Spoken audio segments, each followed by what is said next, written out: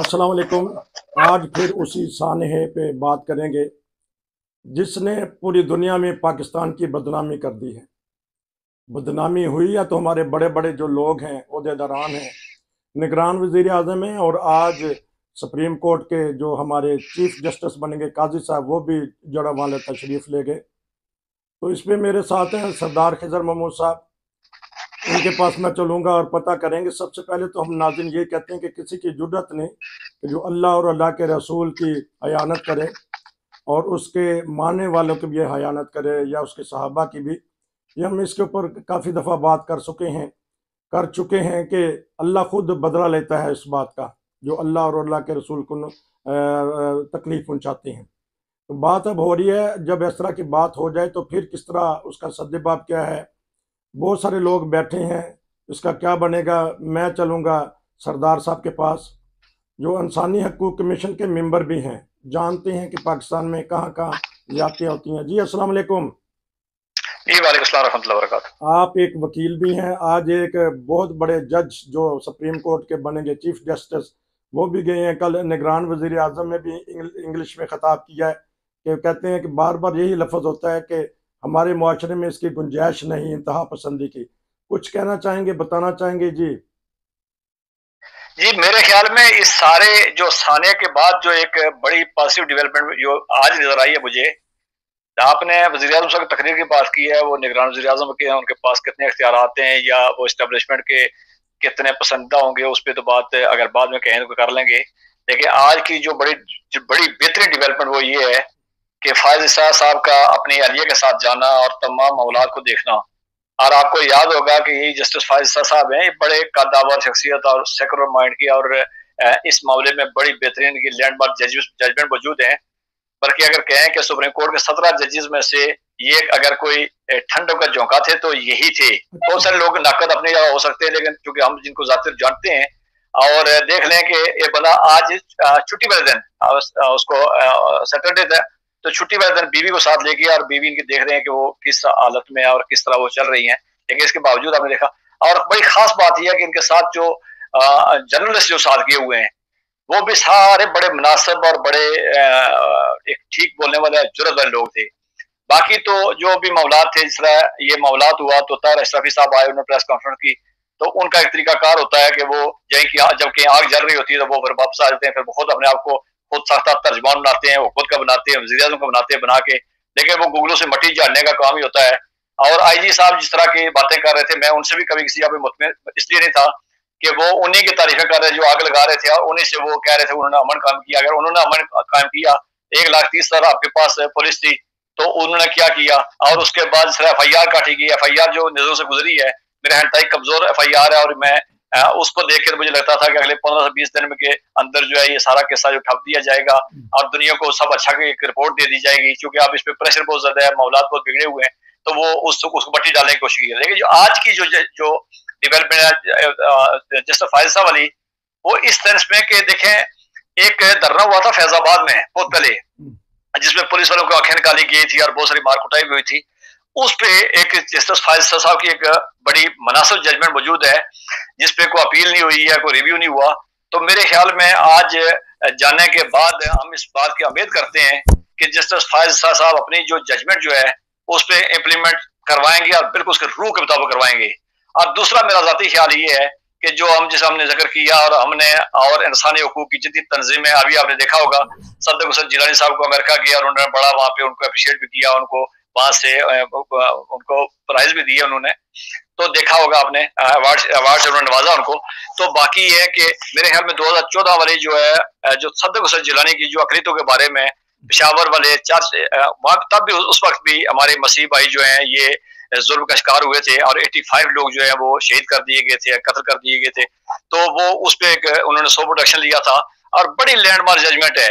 अगर इन दो कामों पे अमल हो जाए तो यकीन करें कि मुल्क के अंदर जो अकलीतें हैं, कमजोर तबके हैं, जो मजहबी इख्तलाफात वाले लोग हैं, जिन पे सारे चढ़ दौड़ते हैं, उनको कम अज कम रिलीफ मिल जाएगा और वो सुकून की सांस ले सकेंगे। और मेरा जाती ख्याल ये है कि जो उनके साथ गए हुए हैं, जो इंसानी हकूक की तंजीमें हैं, HRCP है, कुछ दोस्तों से बात हुई है, हमने उनको भी कहा है कि अगर आपकी मुलाकात होती है तो आप उनको कहें कि आप हमें कुछ ना करके दें। ये आइन की बड़ी बातें, कल हमारे एक जानने वाले मुर्तजा सोलंकी साहब वजीर इंफॉर्मेशन बने वो, तो उनसे भी हम उम्मीद ये रखते हैं कि उनके दौर में कुछ बातें जो है वो खुल के खरी खरी बातें, सीधी सच्ची बातें आवाम के सामने आएंगी। लेकिन ये है कि जस्टिस फायज साहब से कौम जो है वो बड़े सालों के बाद एक उम्मीद लगा के बैठी हुई है, और उम्मीद करते हैं कि वो कोई आसान नहीं करेंगे। वो जो अपने फैसले किए हुए हैं, सुप्रीम कोर्ट के अपने फैसले किए हुए हैं, उनकी रूह के मुताबिक उन पर इम्प्लीमेंट करवाएंगे, और जो कमजोर तबके हैं उनको एक रिलीफ मिलेगा। नॉर्मल तो ये गवर्नमेंट के या इंतजामिया के काम है, जजेस को फिर बीच में आना पड़ता है।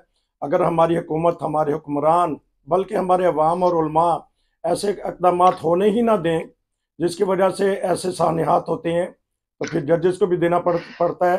तो थोड़ी सी नाजरीन के लिए जो 2014 की जजमेंट और जो काजी फायज ईसा साहब ने फैजाबाद धरने के बारे में बताया था, थोड़ी सी बता दीजिएगा नाज़रीन के। देखिए, जो सदर हुसैन जिलानी साहब वाली जजमेंट है 2014 की, उसमें उन्होंने कहा था कि एक कमीशन बनाया जाए कि जहां भी किसी भी अकलियत के मामले में जहां अगर कहीं जलाओ गिरा होता तो वो वहां पे एक क्विक रिस्पांस फोर्स बनाई जाए और एक कमीशन के तहत अंडर वो काम करे। कमीशन जब बाद में नहीं बना तो फिर उन्होंने उस पर हुक्म दिया, बाद में हुक्म आया था कि सुप्रीम कोर्ट के अंदर एक कमरा खाली करके वहां ऑफिस बना के, तो शोएब सरोज जो कराची के कमिश्नर रहे, उसके IG रहे हुए हैं, उनको बड़े अच्छे जज हैं, और डॉक्टर शोएब सडल जिनका अभी निगरान हुकूमत के नाम चल रहा था कि शायद वजीर बशीर होंगे, लेकिन वो शायद नहीं माने। बड़े अच्छे बेहतरीन, बड़ा बेहतरीन दिमाग है और बड़ा बेहतरीन उनका लीगल माइंड भी है, और वो इन मामला से बड़े अच्छे तरीके जानते हैं। उनकी निगरानी में बनाया गया था। लेकिन फिर एक बात सियासी आ जाएगी, मैं उस पर जाना नहीं चाह रहा था। फिर उस वक्त की जो हुकूमत थी और उन्होंने जानबूझ के उसको बिट्रे किया था और फिर उसकी शक्ल बिगाड़ दी थी। पर ये जब अभी नई गवर्नमेंट आई थी PDM की, तो इन्होंने पूरा साल जो है वो उसको वही चूरा रखा, उन्होंने हम उस पर कर रहे हैं। तो वो एक है, उस पर तो दो चीजें, एक थी जितनी भी जो माइनॉरिटीज की या इस तरह की जितनी भी हैं, उनको जितनी उनकी इबादत है उनको तहफ़्फ़ुज़ यकीनी बनाया जाए। उन पे कब्जे अगर कहीं पे उनके मामलात हैं उनको प्रॉपर तरीके से डिस्कस किया जाए। उसके बाद इस तरह के जो मामलात होते हैं उनको एक प्रॉपर फोरम पे देखा जाए। अगर किसी जगह पे जलाओ गिराओ की सूरत पैदा होती है तो क्विक रिस्पांस फोर्स एक हर जिले के अंदर बनाई जाए जो वहां पे उनको देखे, और इनके अंदर जो भी इतने अरसे से जो मामलात हैं उनको बारीक बीनी से देखे। एक बात। अच्छा, एक दूसरा जो सवाल कर लूँ, इसी में एक सवाल कर लूँ, अगर आपने आप कंटिन्यू कीजिएगा, मैं कर लूँ। कि आपने कहा कि उन्होंने जो हमारी अकलीतें हैं या मजलूम मासूम तबका है उसकी इबादत गाहों की हिफाजत का, लेकिन रिपोर्ट्स ये आ रही हैं कि इसी साल में 6-7 महीने में जमात अहमदिया की मसाजिद के मनारे बहुत सारे गिरा दिए गए, शहीद कर दिए गए, मेहराब तक, कब्रिस्तान भी। तो जब एक जजमेंट मौजूद है तो उसके ऊपर अमल किसने करवाना है, इसके ऊपर भी रोशनी डाल दीजिएगा। देखिए, इस पे 3-4 चीजें आती है। पहली बात यह है कि हमारे यहाँ एक चीज को जो है वो, चूंकि हमारे यहाँ झूठ बोलना, प्रोपोगंडा करना और झूठी कहानियां सुनाना एक आम सी बात है, और प्रोपोगंडे में हमारे यहाँ जो जमात अहमदिया के जो मसाजिद के बारे में कहा जाता है कि ये नहीं है, ये उस टाइम की जजमेंट मौजूद है। और कानून ये था कि जो 1984 से पहले जो भी मसाजिद इबादतगाह बनी हुई थी, उनको जो मीनार थे, जिस तरह के बनी हुई थी मेहराब थे, उनकी में कोई तब्दीली नहीं की जाएगी। और उसके बाद जो बनाएंगी वो जनाज़ा का ऑर्डिनेंस है। और याद रखें, जनाज़ा का ऑर्डिनेंस ये बदजमाना जाबराना ऑर्डिनेंस है, जिसकी किसी को इसको कानून नहीं कह सकते हैं। ऑर्डिनेंस को कभी कानून नहीं कहा जा सकता है, और ये काला कानून आज तक मौजूद है। जनाज़ा का जो बनाया हुआ कानून है ये काला कानून ही था। और इसके पहले, और दूसरी बात ये है कि जो इस जजमेंट के तहत, उस जजमेंट में मैंने कहा ना, उसमें सदर हुसैन जिलानी वाली पे उसमें अमल दरामद किया नहीं गया। उसको जो हमारी एक हुकूमत थी 3-4 साल पहले, उन्होंने जान को बिट्रे किया, और बिट्रे करने के बाद उन्होंने कहा कि नहीं जी, अकलियतों के तो चूंकि जमात अहमदिया अपने आपको अकलियत तस्लीम करती है तो उनको वो हुकूक नहीं दिए जा सकते हैं। तीसरी बात यह है कि अभी मैंने पहले बात की है कि IG साहब की जो बातों से मुतमिन इसलिए नहीं हूं मैं, इसलिए मेरा ज़हन में यही था कि IG साहब के होते हुए पंजाब के अंदर इस साल के अंदर अहमदिया बेहतर जिक्र जो है उन पे 17 पे हमले किए गए, और 17 के में से अक्सर जो है वो पुलिस की सरपरस्ती में और पुलिस की निगरानी में गिरे हैं। तो यही पुलिस चीज की निगरानी में सब कुछ हो रहा था। आप उस पुलिस से क्या उम्मीद रखेंगे? और वो IG साहब क्या उनको नहीं मालूम था, और जो वहां के जो इंतजामिया थी क्या उनको नहीं मालूम था कि क्या हो रहा है? इस कानून का सबको मालूम है कि कानून ये है कि 84 से पहले, और उनमें से बात वो भी हैं जो 100 साल पुरानी है। इसीलिए मैंने कहा कि IG साहब से हमें को उम्मीद नहीं है, या वहां इदारों से नहीं है। जहां तक तल्लक है, बिल्कुल बात सही है आपकी कि होता तो ये है कि वहां पे मुल्क के अंदर जो इंतजामिया होती है, इदारे होते हैं, उनका काम लोगों का तहफ़्फ़ुज़ होता है। रियासत की सबसे बड़ी जिम्मेदारी होती है कि लोगों के जान माल अमाल, उनके जो अमवाल और उनके जो बाकी जितनी प्रॉपर्टी है उनकी हिफाजत की जाती है। लेकिन आपने देखा कि पुलिस वहां खड़ी तमाशा देखती रही है। यहाँ 17 इबादतगाहों को आपको मालूम है। और बदकिस्मती से मैं बताऊं, बदकिस्मती से जिस दिन कराची में अहमदी इबादतगाह पे हमला किया गया दिन दहाड़े, तो दूसरे दिन खड़े होके तैयब रहमान जो मौलाना फजल रहमान के सके भाई हैं, सेनेटर हैं, उन्होंने खड़े होके सेनेट के अंदर जो है वो शाबाश दिया उनको, सेनेट चेयरमैन सेनेट की मौजूदगी में, कि उन्होंने शाबाश दिया कि उन्होंने बहुत अच्छा काम किया है। ये अलग बात है कि उसके दूसरे दिन ही एक और मस्जिद जो है वो दहशतगर्दों ने उसमें खैबर पख्तूनख्वा में बम बाकी से उड़ा दी है। उसके बाद जब आपकी असेंबली इस तरह के काम करेंगे, असेंबली में इस तरह के लोग बैठे होंगे, तो फिर आप उनसे क्या उम्मीद रखेंगे। जहां तक फायज साहब की मैंने बात दोबारा की कि ये उनकी अपनी जजमेंट की हुई है, सुप्रीम कोर्ट की जिम्मेदारी बनती है कि वो जो फैसला करे उस फैसले पे वो अमल दरामद करे। अब आपका सवाल ये था कि जो फायज साहब का कहा था, फायज साहब का ये था कि उस धरने में जो जमात मुलवस थी, तो उस जमात का उन्होंने कहा था कि जमात इतनी पुरशद्दत कार्रवाइयों में मुलवस है, इसकी ज़हनी तरबियत कोई नहीं है, ये सियासी बैकग्राउंड कोई नहीं है, ये सियासी ज़हन कोई नहीं है, ये इंतशार वाले लोग हैं, ये फितने फसाद वाले लोग हैं। आपको याद होगा कि बाद में उसी जमात को कलादम करार दिया गया था और कहा गया था कि मुल्क दुश्मन है, इस्लाम दुश्मन है, अमन दुश्मन है, ये दूसरे मुल्कों की फंडेड जमात है, जत्थे हैं। लेकिन फिर भी उन्होंने जोर ताकत फिर उसी को उन्होंने अपने उस कलादमी को किसी अदालत ने नहीं की, किसी इदारे ने नहीं की, किसी दलील में नहीं हुई, बल्कि उन्होंने बजोर ताकत जो है इस्टेब्लिशमेंट की को जंगबार बना के उन्होंने अपने आप को करवाया था। तो इस जमात के बारे में कहा गया फायज साहब ने कि इसकी रजिस्ट्रेशन कैंसिल की जाए, लेकिन वो रजिस्ट्रेशन कैंसिल नहीं हुई। और वो कालादमी भी जो उसकी कार कहा दिया उसको दौरान उसने कश्मीर के अंदर बलदियाती इलेक्शन लड़े, कश्मीर के अंदर असेंबली के उसके जो असेंबली के इलेक्शन वो लड़े, उसके बाद पंजाब के अंदर पाकिस्तान के अंदर तमाम ज़िमनी इलेक्शन लड़े, तमाम लड़े। तो वो मेयरली फारिशोमेंट थी, वो जो कालादमी थी वो भी किसी काम की नहीं थी। लेकिन बहरहाल हम उम्मीद रखते हैं कि फायज साहब को आज अगर ये आज वो गए हैं वहां पे, बड़ा काम है, तो हम उम्मीद रखते हैं कि इनकी अगर अश्क इसी सूरत में हो सकती है, अकलियतों की या मजहबी इख्तलाफात वाले लोगों की बात, जो कि सब जो है वो उनके लिए वो ब्लीड कर रहे हैं, तो उनके लिए अश्क ये हो सकती है कि जो अदालतों के अपने फैसले मौजूद हैं, वो इबादतगाहों का हो, वो इबादतगाह को तहफ़्फ़ुज़ का हो, वो अकलियतों के लिए सर्वाइवल का हो, उनकी अमवाल माल उनकी जायदाद की जो है वो उसका हो, या उन पे जो कब्जे किए जा रहे हैं और उनके घरों को जलाया जा रहा है, इबादतगाहों को जलाया, उस पे जो जजमेंट, दोनों जजमेंट बड़ी लैंडमार्क जजमेंट मौजूद है, तो मेरा ख्याल में उन पर अमल दरामद होगा। अच्छा, अभी आपने कहा कि काजी साहब ने कहा कि ये दहशतगर्दी के ज़िम्मन में आती है, ये जमात तहरीक लब्बैक वाले। अब तो कल उन्होंने फिर हमारे वज़ीर आज़म ने इंग्लिश में ख़िताब कर दिया कि हमने इनको अलग कर दिया है, नाम तो इनको नहीं लिया, लेकिन ये तो बरमला अजहार करते हैं, दावा करते हैं कि हाँ हमारा ही ये काम है। और कल भी उनके जो बड़े बड़े खतीब थे उन्होंने कहा कि ऐसा काम फिर कोई करेगा फिर हम जवाब देंगे। तो हमारे वज़ीर आज़म तो कहते हैं कि हमने अलग कर दिया इनको अपने से। देखिए, मैं वज़ीर आज़म साहब अभी नहीं उनके को बात करना, इसलिए दूसरा ये है कि वो हम भी निगरान है, लेकिन ये है कि वो कहा कहते हैं भीख भी मांगना टीढ़ी भी छुपाना, तो दो चीजें होती नहीं है। अगर उनको इतनी जरूरत थी वो नाम ले लेते, किसको नहीं मालूम है कि वहाँ सारे कौन मुलव्वस था, किसने किया, सारा सबको मालूम है। अगर वहाँ की जो जिनके घरों को आग लगाई गई है उन सबको मालूम है। तो उसके बाद सोशल मीडिया पे देख लें, कल की अगर आपने साद रिजवी की तकरीर सुनी हो, तो उसने कहा जी कि अगर हम निकलते हैं तो वो धमकी दे रहा है कि कराची से लेके पेशावर था, पेशावर से लेके कोयटे से लेके तोरखम तक सारी चर्च जला देते। तो वो एक धमकी जो 21 चलाए शायद उसकी अभी तशनीगी है, वो कह रहा जी हम निकलते तो करते। तो सबको मालूम है कौन निकला था, किसने क्या किया था, और ये ट्रैक रिकॉर्ड किसका है, और वो जो 17 इबादतगाह उन पे हमले हुए उसमें कौन नहीं था। और वो ये इसलिए कर रहे थे कि किसी दिन जड़े कि किसी जगह रिटालिएशन आएगी, किसी जगह रोका जाएगा, तो हम जो है वो काम कर रहे हैं। और अब हुकूमत मान रही है, पंजाब हुकूमत मान रही है, वफाकी हुकूमत मान रही है, ये एक बहुत बड़ा लंबा काम करने की साजिश थी, मुल्क को खाना जंगी की तरफ धकेलने की कोशिश थी। तो मेरे मुल्क को पता है कि मुनज़्ज़म साजिश थी, तो साजिश के जितने भी जो पस पर्दा लोग हैं उनको सामने लाया जाए, उनको करार वाक़या सजा दी जाए।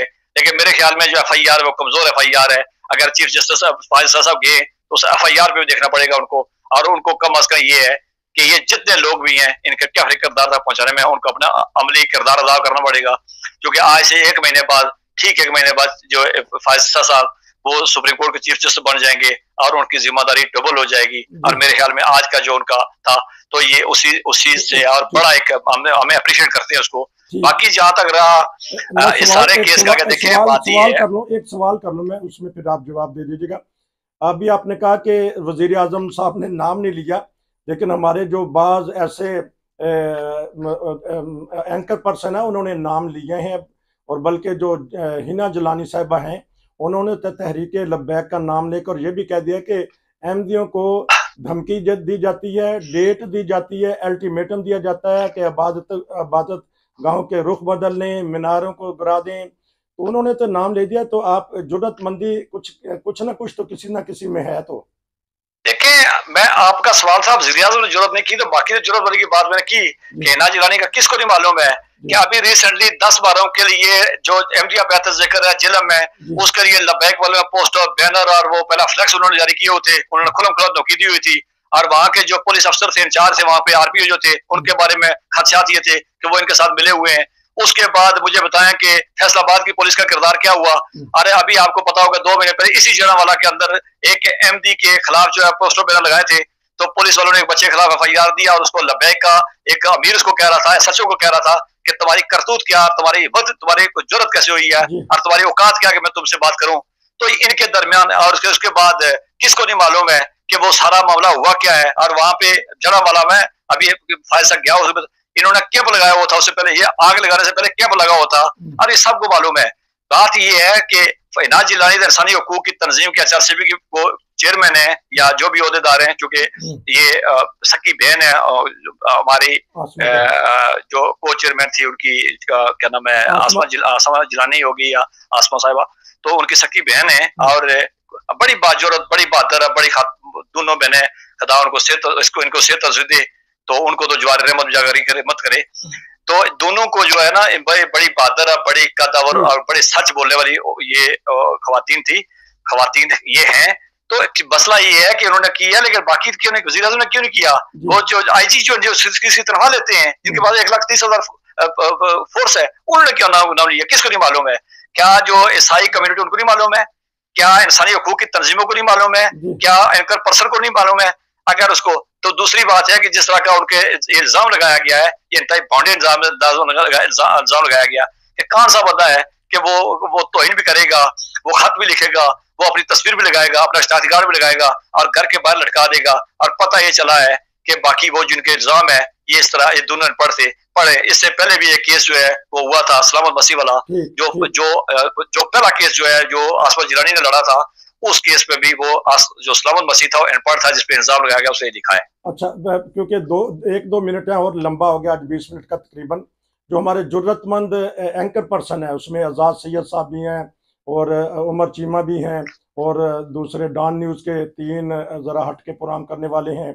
तो इनके बारे में बताइएगा कि ये क्यों बोल पड़ते हैं, माशाल्लाह बड़ी जुर्रतमंद का इजहार करते हैं। और साथ उन्होंने तो ये भी कह दिया कि ये जाती रंजिश की वजह से फिर मजहबी मुकदमा बन जाता है। ये थोड़ी सी 2 मिनट का इसमें डाल दीजिएगा। देखिए, उन्होंने बात की है, उन्होंने दोनों फैक्चुअली बातें की हैं। जो उन्होंने कल जिला फैक्ट्री वाली बात की है, ये बात बिल्कुल सही है कि उसके सामने एक जो है वो बड़ी मशहूर एक वहाँ पे हाउसिंग सोसाइटी है और वो मालिक जो है वो उनको कह रहा था कि जगह दीजिए, 37 एकड़ जगह थी वहाँ पे, और जिस तरह इस फैक्ट्री को आग लगाई गई थी उसमें 12 करोड़ का माल, उसमें 12 से 14 करोड़ का माल तैयार पड़ा हुआ था, तो उसको आग लगाई गई थी।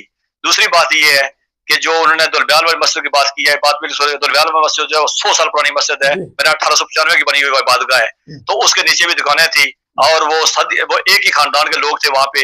आपको मालूम होगा ये जो दुलब्याल है, 5 जनरल इसके जो है सैकड़ों कर्नल, दर्जनों ब्रिगेडियर और शायद गिनती से बाहर जो है वो दूसरे आला अफसर भी मौजूद थे वहां पे। तो बहरहाल इस इलाके के हैं। आपको याद होगा कि जनरल कायदे आज़म को पहला जो है गार्ड ऑफ ऑनर पेश करने वाला जनरल नज़ीर जो है वो भी दुलब्याल का था।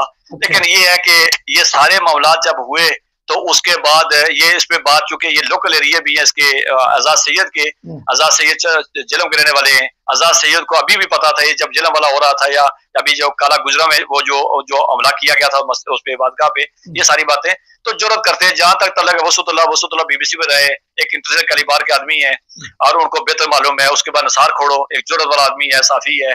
उसके बाद उमर चीमा, चूंकि उमर चीमा ने खुद अपने तकलीफें बर्दाश्त की हुई है। आपको याद होगा उमर जना को कुछ नामालूम अफराद ने मार के फेंक दिया था और उनके साथ में, तो ये सारी चीजें ठीक है। और इन्होंने सच की, इन्होंने कीमतें बहुत अदा की हुई हैं, सच बोलते हैं। हमारी दुआ है खुदा इनको सच बोलने की और इनको बोलने की हिम्मत देता रहे और इनको सेहत सलामती खुदा अता करे। इसी पे नाज़रीन हम प्रोग्राम ख़त्म करते हैं। तो कल देखिएगा, ये अगर प्रोग्राम देखना हो तो इसमें उन्होंने तो मस्जिद का नाम ले लिया, तो बाद में उनको एहसास हुआ कि नहीं, मस्जिद नहीं कहना, फिर उन्होंने इबादतगाह के लिए अहम दिया। भला ज़रूरतमंदी का बाज़ लोग इज़हार कर रहे हैं, लेकिन दुख और तकलीफ़ की बातें ये हैं कि अभी भी खबरें आती हैं कि अब इबादत गाहें महफूज नहीं हैं। आज का तबसरा 20 मिनट का हो गया, लेकिन हमारे सरदार हिजर महमूद साहब ने खूब अच्छी तरह बयान कर दिया है सारी बातें। इंशाल्लाह फिर आपसे दोबारा राब्ता करेंगे। नसीर को इजाज़त दीजिए। अस्सलाम वालेकुम।